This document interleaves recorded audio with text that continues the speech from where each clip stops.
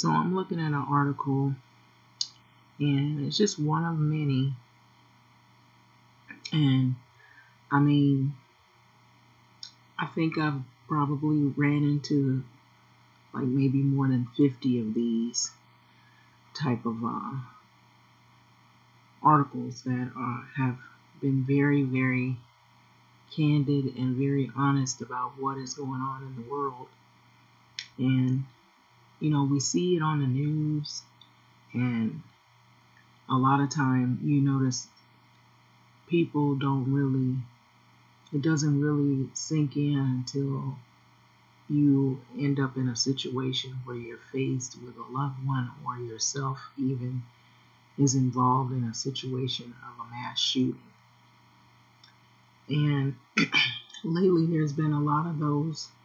Seem like it's an ugly trend.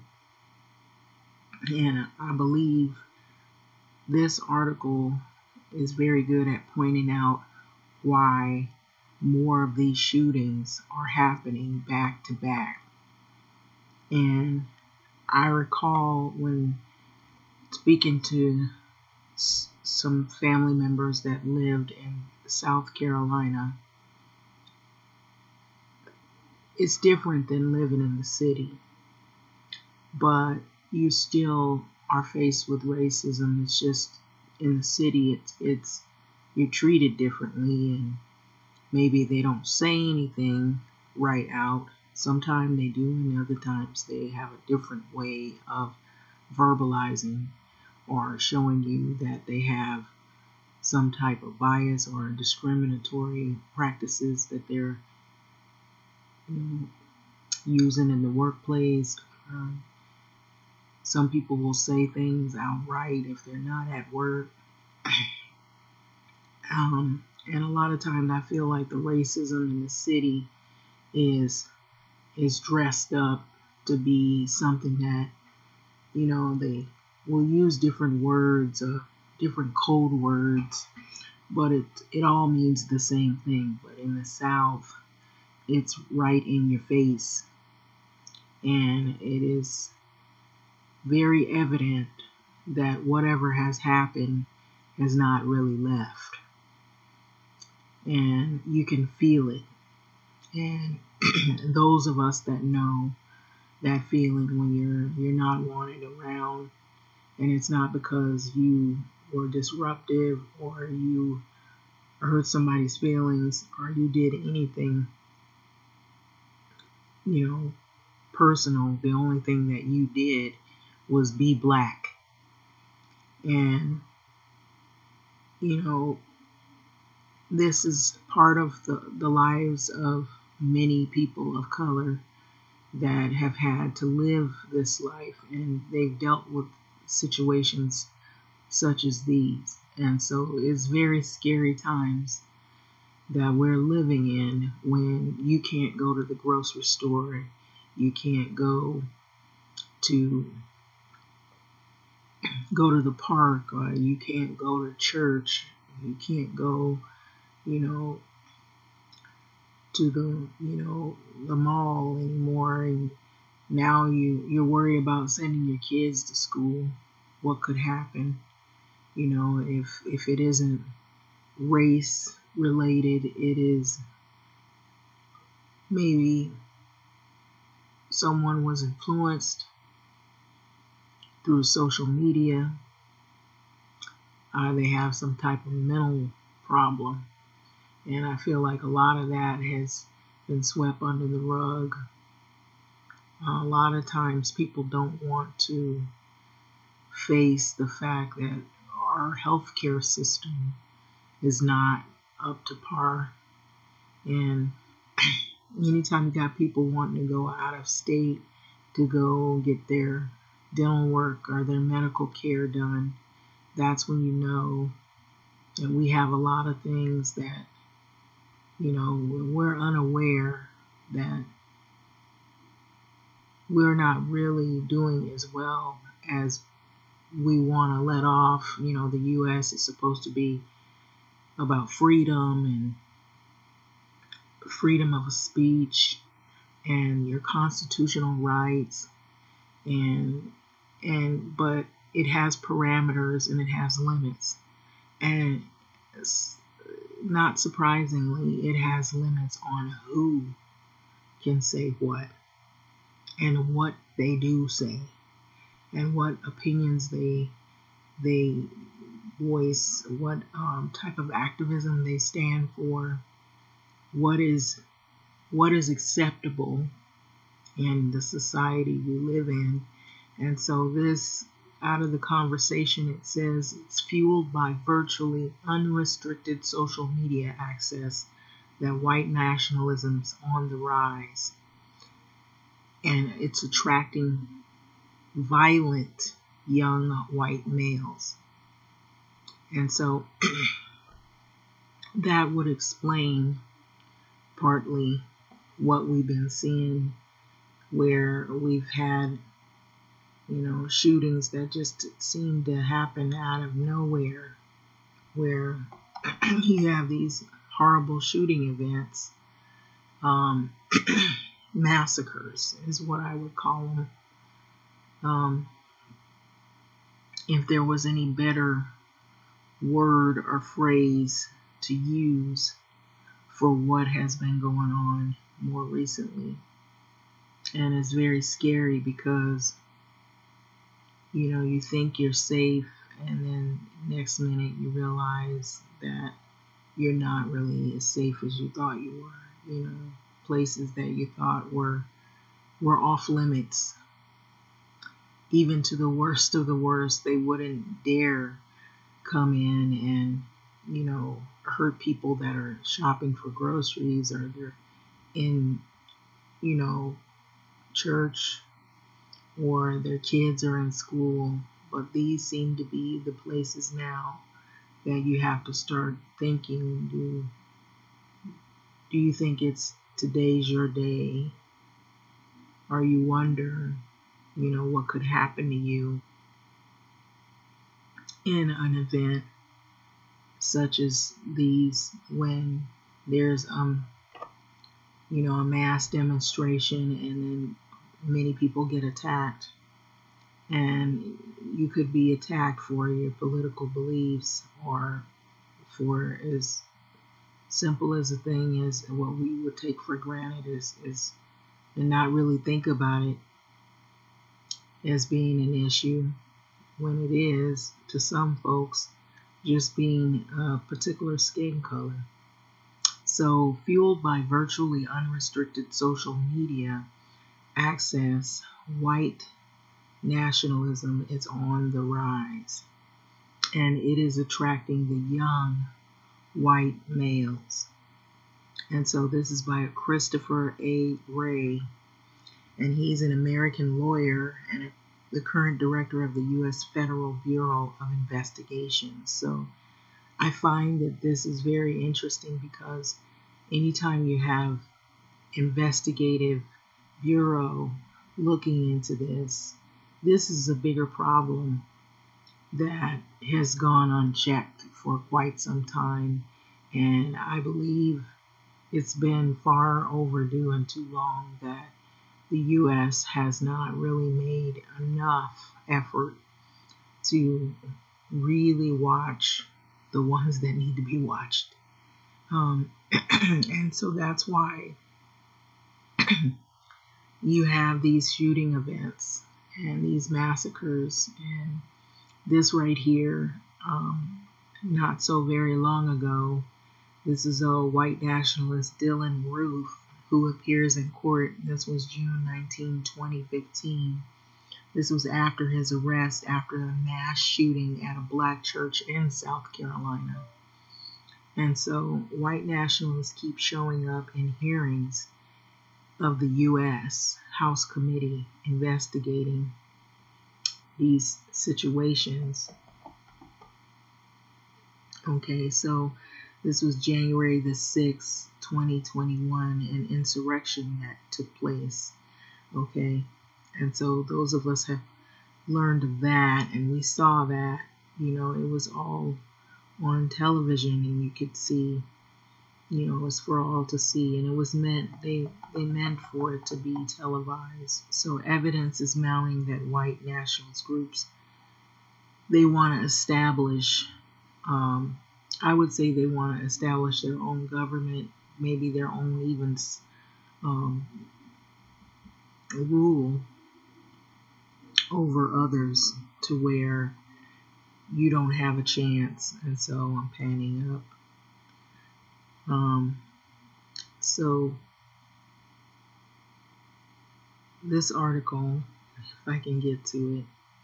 Okay, so jumps, because it has a lot of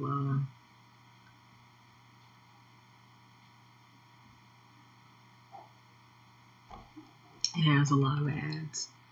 So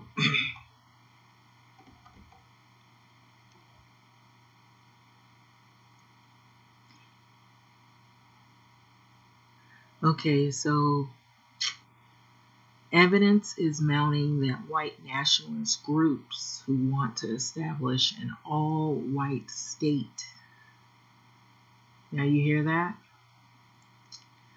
And I believe I said their own government, their own rule, their own sovereignty. Okay, so they want their own state. All right. This is scary, because you know what that means, right?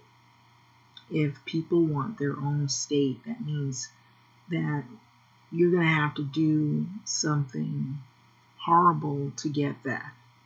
And that would mean you're probably going to have to kill, and you're going to have to take out other people to do it. Because I don't believe that they would just leave and go somewhere totally different and make their own state. Now, that may seem easy to do, but I don't really think it is, because you'd have to have other people on board, and it would take a lot of work. Why not just take over states that already have been established and then change them to your own state? And so that would mean we would be going backwards in time to where people became enslaved again, or maybe deaf, or subservient. Many of those things could occur in the mindset of people who want their own state. And I don't believe it's a state. I believe it's bigger than just a state. This we're seeing right here. So evidence is mounting that the white nationalist group who want to establish an all-white state played a significant role in the violent attack on the U.S. Capitol that left 5 dead and dozens were wounded. So thus far, the hearings have documented how the Proud Boys helped lead the insurrection mob into the U.S. Capitol building. In Washington, D.C., journalist James Risen wrote in an intercept.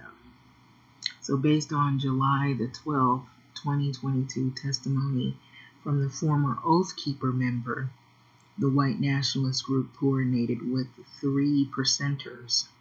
So I know you might have heard some of these names, and those of you that haven't, these are white nationalist groups, and they have formed very rapidly. And so these groups are very, very much active. So another group of white nationalism is the Proud Boys, in mobilizing their extremism groups to rally in Washington, D.C. on January 6th, as asked by President Trump in the December 16, 2020 tweet. Okay, so I believe they have been emboldened. So as a culture anthropologist, or cultural anthropologist, who has studied these movements for over a decade, I know that membership in these organizations is not limited to the attempted violent overthrow of the government and possesses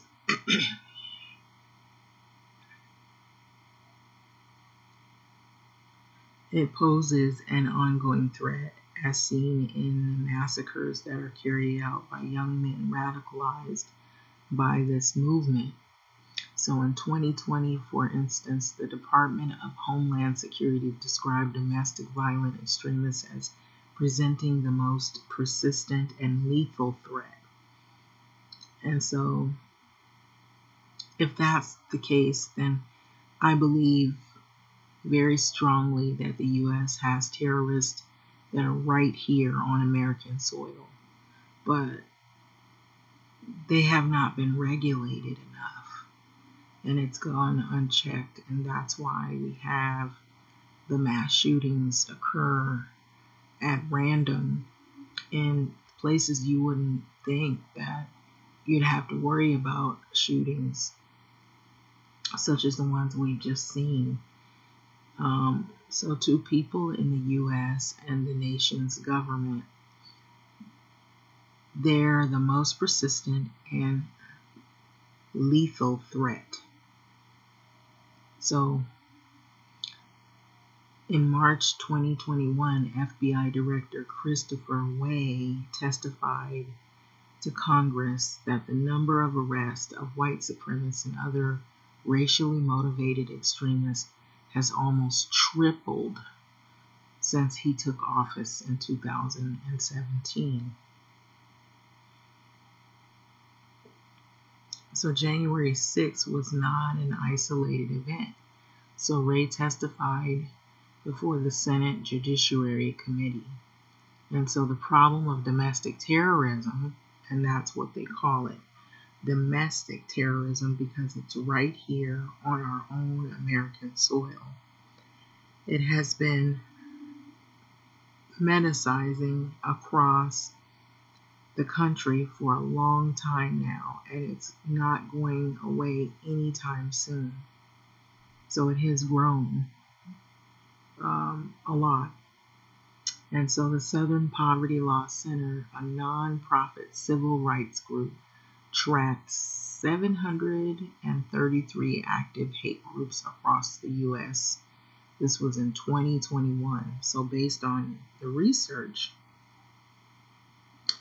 the internet and the social media have made the problem of white supremacist hate far worse and more visible. It's both more accessible and ultimately more violent, as seen on January the 6th at the U.S. Capitol, and the shooting deaths of 10 black people at a Buffalo grocery store, among other examples. Okay. And so an expansive online network. In 1990, former KKK leader, including David Duke, rebranded white supremacy for the digital age. So they switched the KKK robes for business suit and attire and connected neo-Nazi, anti-Semitic conspiracies with broader anti-black, anti-immigrant, anti-Islamic racism. So from the 1990s to the late 200s, this movement largely built discrete online communities and websites peddling racist disinformation. And so, in fact, for years, one of the first websites about Martin Luther King Jr. that a Google search recommended was a website that was created by a white nationalist that spread neo-Nazi propaganda. And so, in 2005,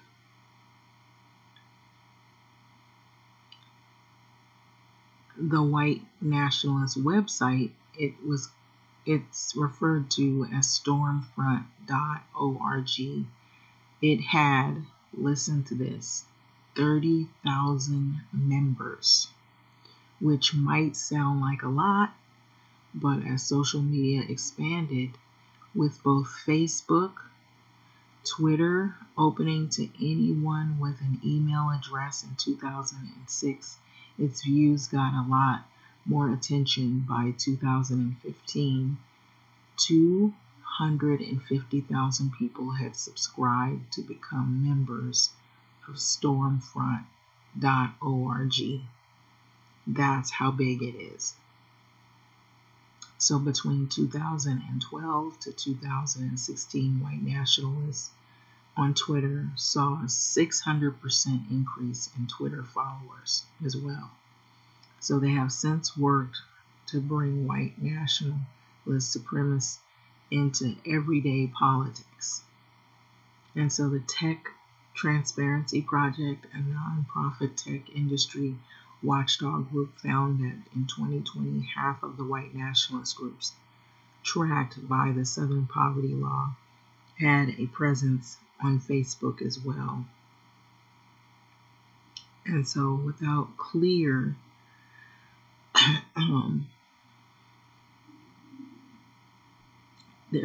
without the clear regulations preventing extremist content, digital companies, in my view, allowed for the spread of white nationalist conspiracy. So racist activists used algorithms as virtual bullhorns to reach previously unimaginable size audiences. So enter the outright. So white nationalist leaders such as Richard Spencer wanted an even bigger audience and influence. So Spencer coined the term outright to this end, with the goal of blurring the relationship between white nationalism and white conservatism.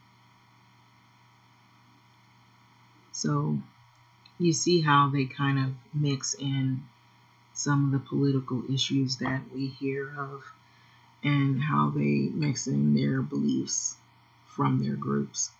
So he did this by establishing a nonprofit think tank, is what he called it, like National Policy Institute is what they call it, that provided an academic veneer for him and other white supremacists to spread their views on white supremacy. So this strategy began to work. So today, many white nationalist ideas once relegated to society fringes are embraced by a broader conservative movement. Okay.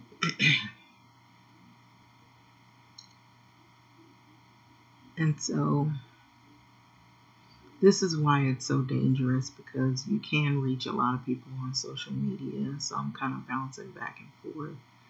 But it is very dangerous times that we're living in, and most everybody is using social media. So this is how they were able to bring in the conservatives into this movement. And when you hear people that are talking in the media and on television, when they talk about Democrats versus Republicans, you can kind of hear some of the wording and some of the phrases that they use, and it's like a coded language, but if you really pay close attention, it sounds just like a white supremacist type of conversation that you would hear, as if they're trying to reach others to join their movement. And so take, for instance, the Great Replacement Theory is what it is called. And so the conspiracy theory misinterprets, that is, demographic change as an active attempt to replace white Americans with people of color.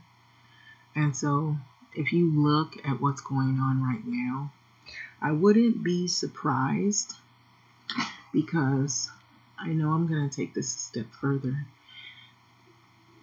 The gentrification in these neighborhoods seem to be happening in neighborhoods that you wouldn't normally see some of the people that have tried to buy up the property, and they've tried to remove the people that you normally see in the neighborhood or make it so expensive that you can't live, and replace them with people who you've never seen live in this neighborhood or live in, maybe South Central of LA.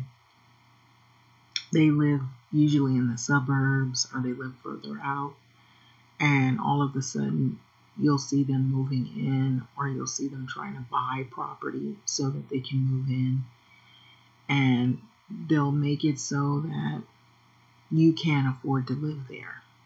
And that is easier than redlining, by using money to say, well,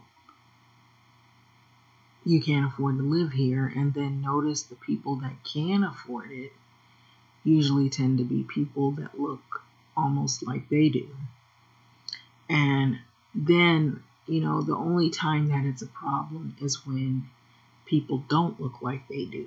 And let's say they're doing good financially and they can afford it, but they have a time living there because they're not wanted there.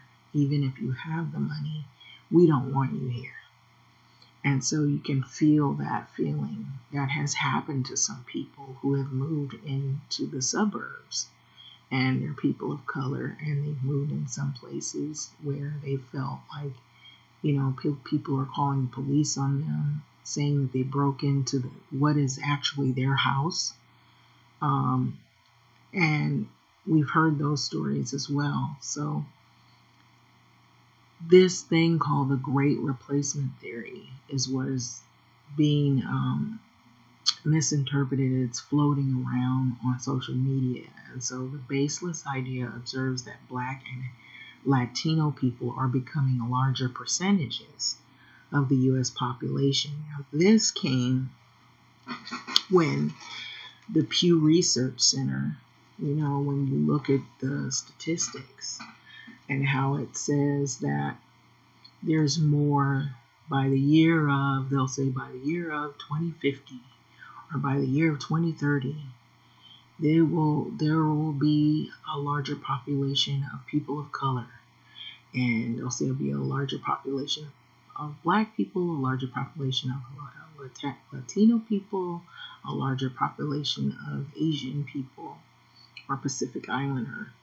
And so when people that are from these groups, these white nationalist groups, when they see things like that, it freaks them out. And so notice, like right after, there was something that came out in the Pew Research, and it was saying there were going to be larger numbers of people that were of color.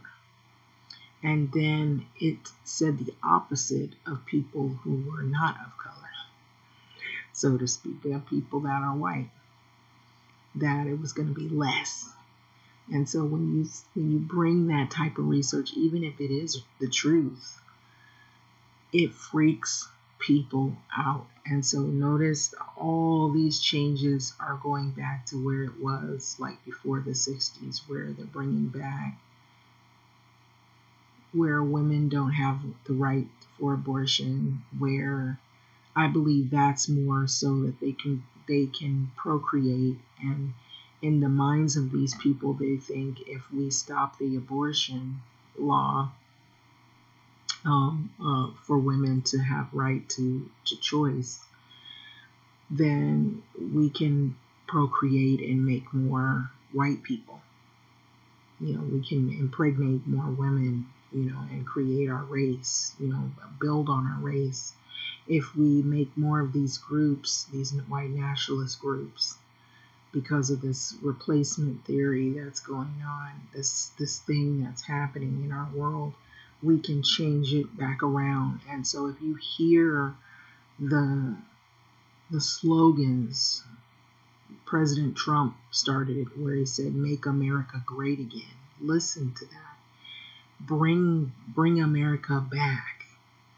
And so where are you bringing America back to? Make America great again. What was great about it before? And so think about that. And so that should tell many of us who know what those slogans really mean. Make America white again. Bring America back to the time when it was white, when there was more acceptability of whiteness. The woman who was just elected, she used the term about abortion, Roe versus Wade being overturned because for in her mind, she felt that it was, you are saving the white lives. That she claimed it was a mistake that she said this, but it wasn't a mistake. She meant when she said she got elected.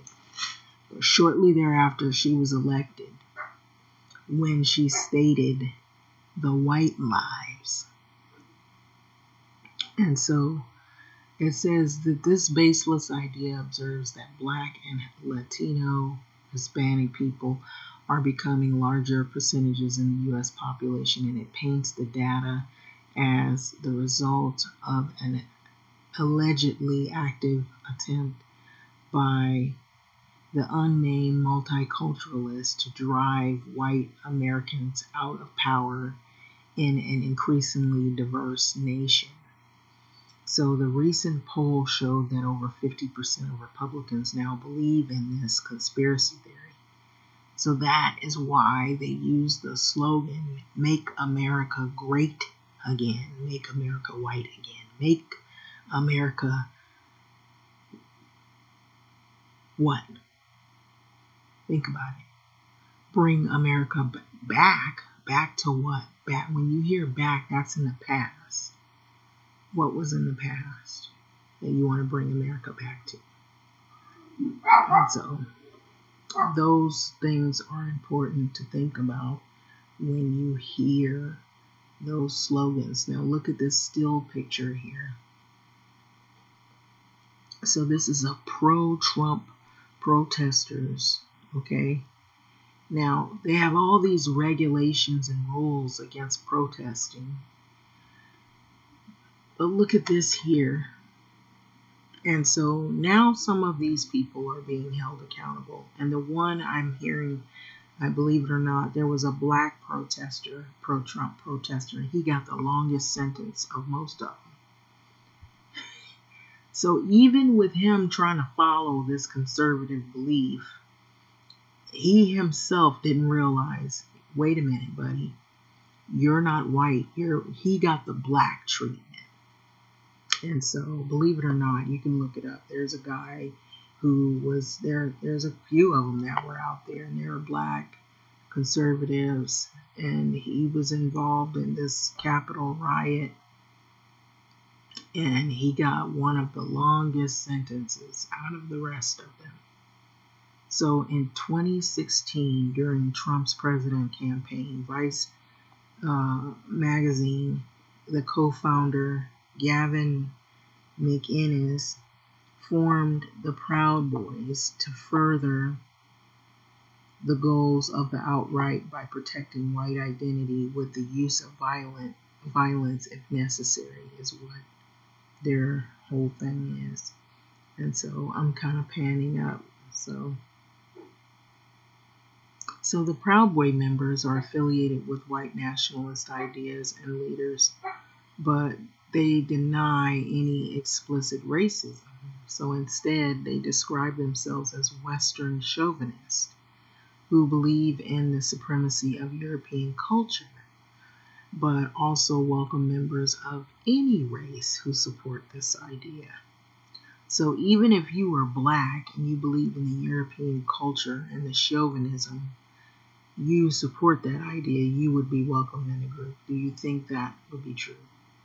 Maybe, but I don't know how you'd be treated. And I think that you'd have like a lot of, identity issues as well, and maybe some mental ones.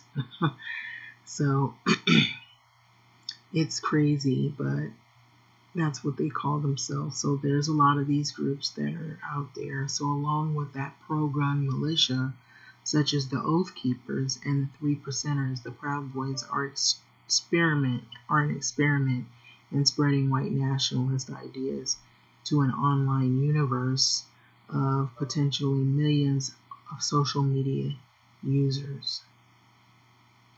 So why do people join these groups? So data from manifestos posted online by white nationalist groups show that many mass shooters share a few common characteristics. They are young, they're white, they're male, and they spend significant times online at the same websites. And so the alleged shooter in the killing of 10 black people in a predominantly black neighborhood in Buffalo on May the 14th, this was recent, in 2022, described his reason as wanting to stop what he feared as the elimination of the white race. Okay, so his fears that people of color were replacing white people came from 4chan, is what it's called, a social media company popular among the alt-right.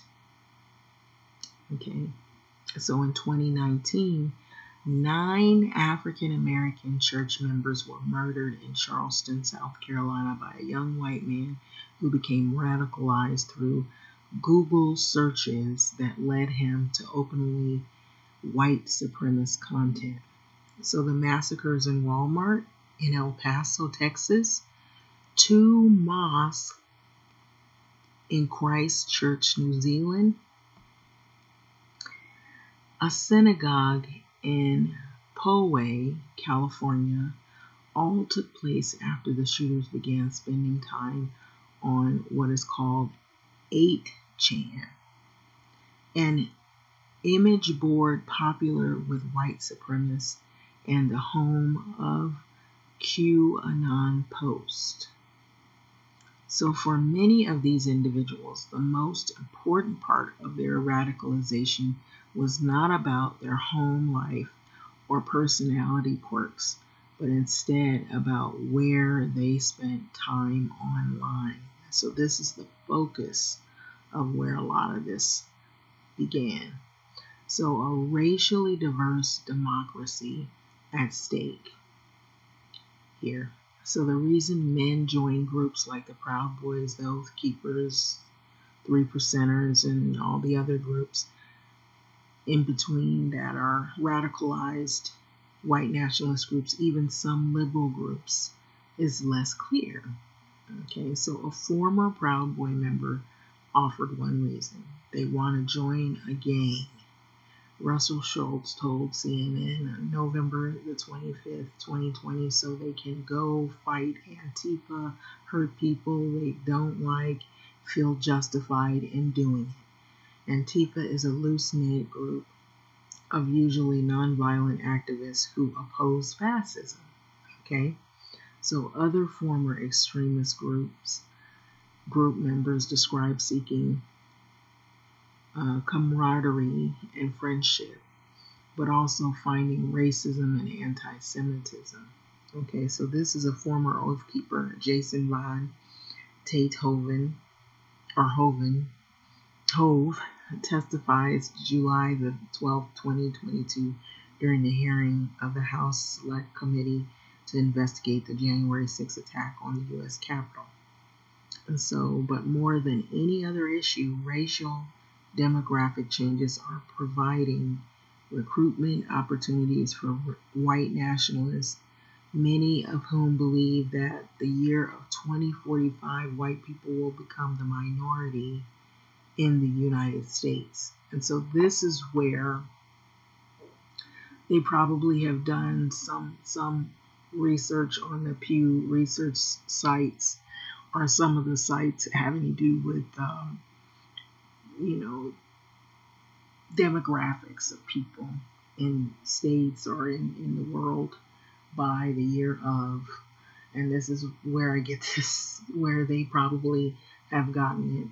And so for them, they don't see it as a good thing. They see it as their race is getting weaker. It is dwindling. Survival of the fittest. And they have to stay on top. They have to stay as the dominant group. And the way to do it is by numbers or by power. And in order to gain the numbers, take away the rights of women for abortion. You're not really looking at the women of color, you're looking at the white women so you can create more white babies. This is the mindset of these people. If you're looking at sovereignty, then you're looking at changing laws so you can make it basically okay to sanction killings of black people. So that's why you see more of these type of people that are in these groups. They're either ex-cops or they're cops right now that are in these groups, and they are police officers, and that's why you see the shootings and killings of black innocent unarmed men happening more regular back to back. This is where it's coming from. So in July of 2021, the most recent date for which statistics are available. Okay. The article is about to end. So the U.S. Census Bureau notes that of the estimated population of 330 million American citizens, 75.8% are white. That is what it stands right now. 18.9% are Hispanic, 13.6% are black, and 6% are Asian. And so that's what in July of 2021, the most recent date. So what is also becoming clear is that the spread of white nationalism, it endangers the idea of the democratic nation, where racial diversity is considered a strength, not a weakness. Okay, so that's basically the article. I'm sorry for the background noise, but I didn't want to stop and then start over again and everything, so you might could hear, noises and everything in the background, but I just thought I would just try to fight through this little article and point out some interesting facts about what is probably more than likely going on with the mass shootings and the ideology that is floating around on social media that you're seeing. Most of these shootings are back to back. Then you have the issue of mental illness as well. If you have someone that is unstable, and this is true, I believe, if they're not really functioning well mentally, and maybe they are able to function in the world to some degree where they're able to maybe hold down a job even, but somehow they're easily influenced, or they feel like they don't have enough involvement in their identity of who they are. They're looking for a purpose, and where they look is not healthy. If they're unstable, emotionally, mentally, they're young, they're trying to find a place in the world, and they're easily influenced. And here you got older men, if they maybe, they get a kick out of watching other people's demise. They step back. They're not getting their hands dirty. They're letting the young ones take the fall. And, we've seen this time and time again. And so if they can influence them on social media, maybe their whole purpose is to build these young guys up. They're getting paid. They have websites and they're getting paid on social media to host these webinar events or to host the meetings, because you can make a lot of money being a public speaker even. And this is the ugly side of this. They may not even care what people go out and do and how they hurt people. Their whole thing is they have this idea, but in the scheme, the grand scheme of things, the very speaker he might not necessarily always be out there in the middle of the chaos, although he promoted it. And he might be subscribed to it, but he might not be actually out there with the bullhorn when the chaos and the melee unfolds. But he's encouraged it. He's emboldened people to go out and do things, and he's gotten paid to say what they want to hear or what emboldens them. And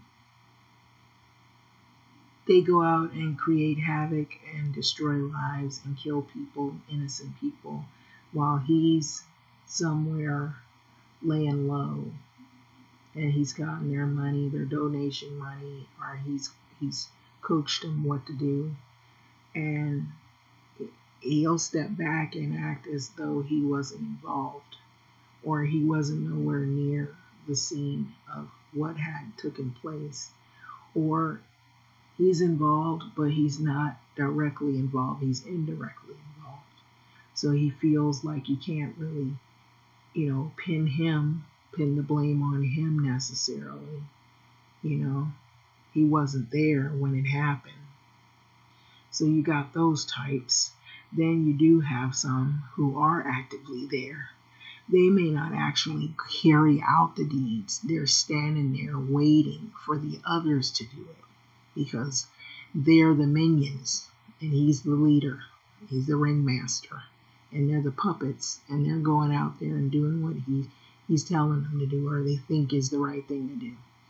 And so that's what happens when you see these events. And then the person who they're influenced by may not even be anywhere in the vicinity. He's online, and he's like got all kinds of videos that promotes this theory of replacement theory, that in the year of 2045, white people won't exist.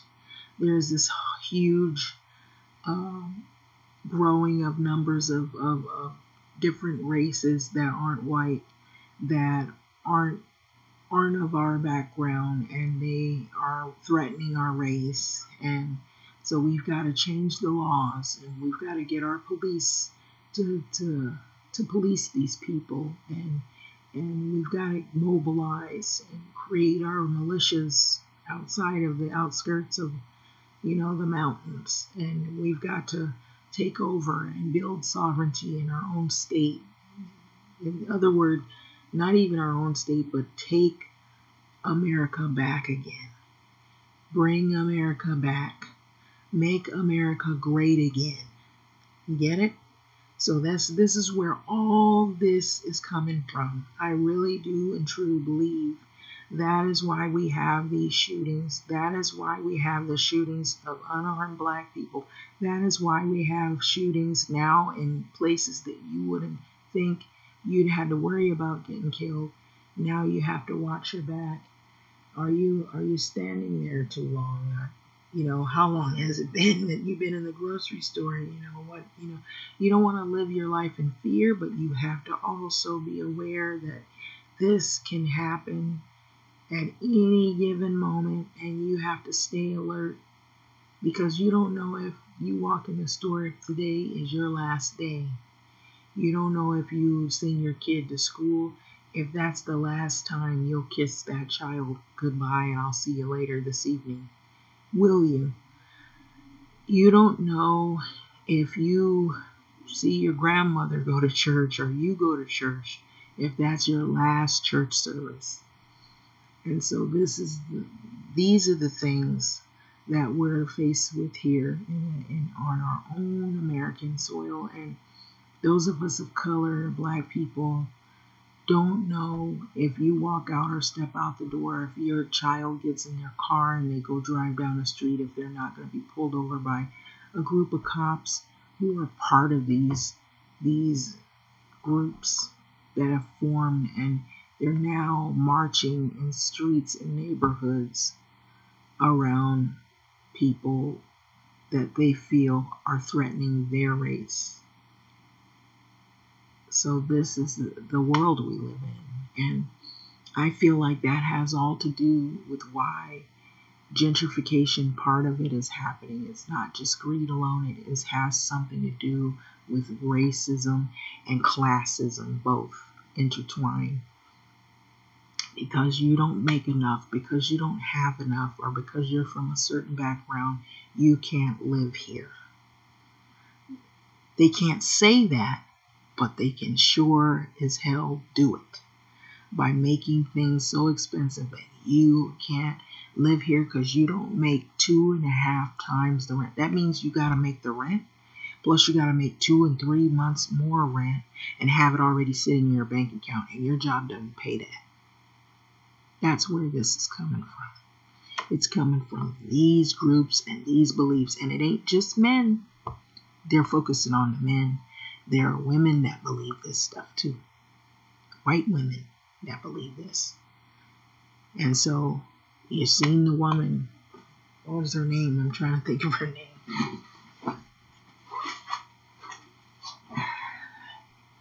I'll pull it up. And I'm not going to pull her up on here, but I will pull her name up. She just was elected, and she claims, oh, I made a mistake. It was just a mistake. It wasn't meant to be said that way.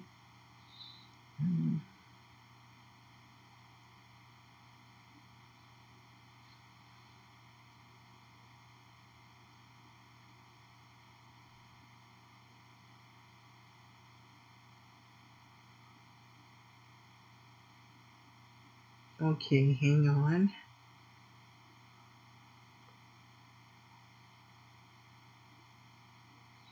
Okay. Let's find the woman. Okay.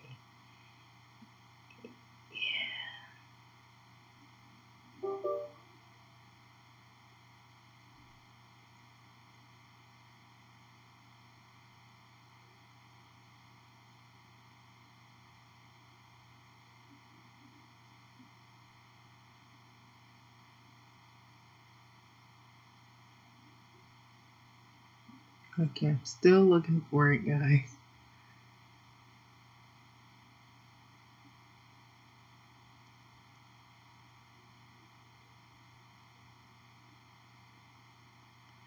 Yeah, so, all right. So there was some protesters that went around, and they had floated the idea of white lives. And it was a racist response to the civil rights movement, the Black Lives Matter. And so it was a neo-Nazi group that is growing into a movement as more and more and more. So believe it or not, they're growing. So a Republican official that spent the weekend going full white supremacist, from a declaration of victory for the white life to what many have interpreted as a call to bring back racial segregation, a GOP lawmaker, and I will get her name in just a second.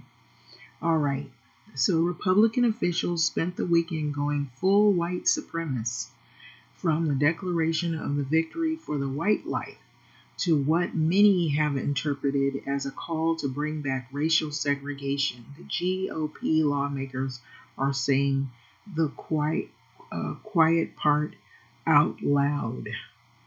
Okay, so outright racism has long been a major plank of the Republican Party, but it appears that the Supreme Court decision to overturn the Roe versus Wade and take away the constitutional right of millions of Americans, a move that will disproportionately affect Black and brown women, has emboldened the GOP officials to drop whatever lingering apprehensions they had about going full white supremacist and just go for it.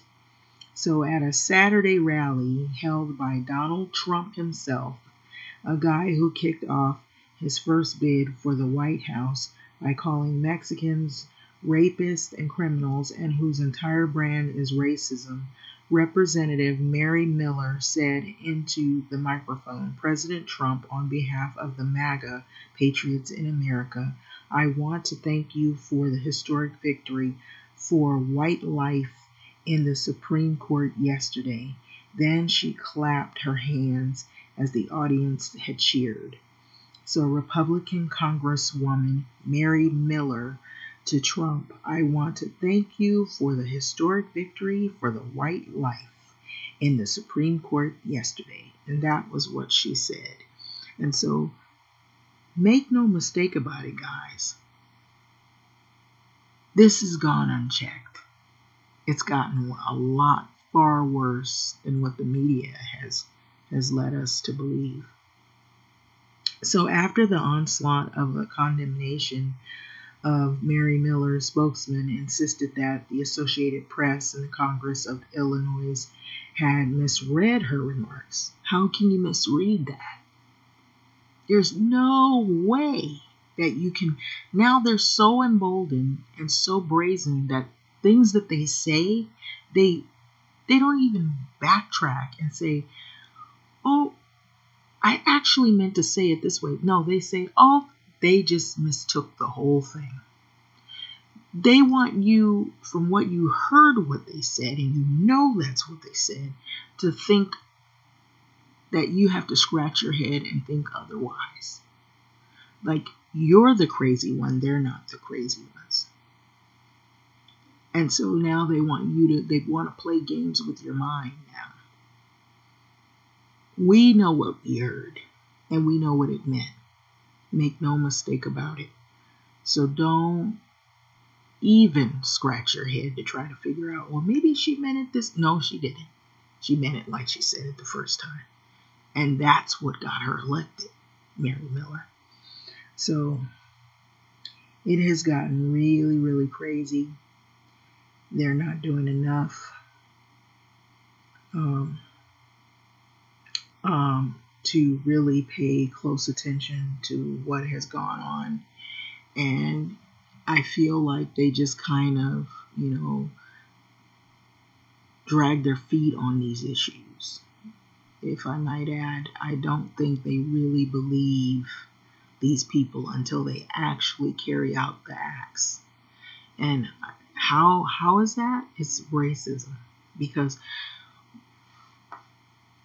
and I'll be real here, I feel strongly about this. If it was someone black that was saying all of these things, first of all, you would not even get the opportunity to go any further to say things like this, because they would find a way to get rid of you for good.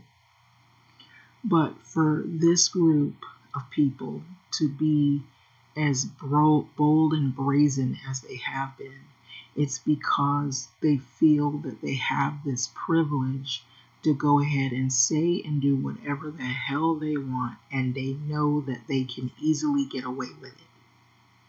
That is the truth. That is why you had a man that he can walk inside with 2 duffel bags filled with guns in an arsenal and shoot all those people in Las Vegas. If it was someone black, he could not walk in with 1 purse. They would pat him down. They want to see what you got in there, and they want you to take everything out and leave it outside. And if you got anything in there, you're going to be hemmed up so tight you ain't going to be able to step nowhere. But when it's somebody that's white, and he's an old white guy, he's not going to do anything. And he's got 2 big, thick duffel bags filled with guns, and you let that happen. Then everybody sits back and wonders, how did this happen? Don't ask that question. You know how it happened. You know why it happened. You know how it happened. Because you let people like that get away with stuff. And then other people, they can have a $20 bill and you jump all over them and you murder them. And here you got these other people, they got AR-15. They don't even just bring them. They can go and buy them in broad daylight and go to an event they have nothing to do with and shoot and kill people. And now you got all these gun laws tighter than a drum. Who is it for? The ones that you should have been stopping, you didn't. And now we have all these mass shootings. And most of the people that you see shooting, I'm going to say it, usually seems like they're this group right here. This title right here. And I really do believe that they have been emboldened because they are joining. And if they aren't already in these groups, they are forming not only militias, but they're forming attack groups so that they can create something so bad that you ain't going to have enough cops to stop them, because some of the cops might be involved in these groups. That's why here in LA we had this thing called this LAPD, the deputy gang. And you had the sheriff, he didn't even want to acknowledge that that was what was going on. That's why you had unarmed people getting blasted away. Unarmed black people getting killed. You can hold a pencil in your hand and they make it look like you got a gun. When since is a cell phone a gun? So let's not sugarcoat this anymore. Because I'm really tired of these stories where they say, well, they used to try to do that and it got old fast. We thought he had a gun, or he was pulling something out that looked like. Notice that every time these massacres and these shootings happen, we know we see an AR-15. We know we see guns. But when they catch these guys, do you see how they treat them? They never shoot them. 60 bullets in the back. 8 cops on them. No, they make them put their hands up. They pat them down. Hell, some of them even take them to go get a hamburger after they've killed all these people. Wake up, people, to what is going on.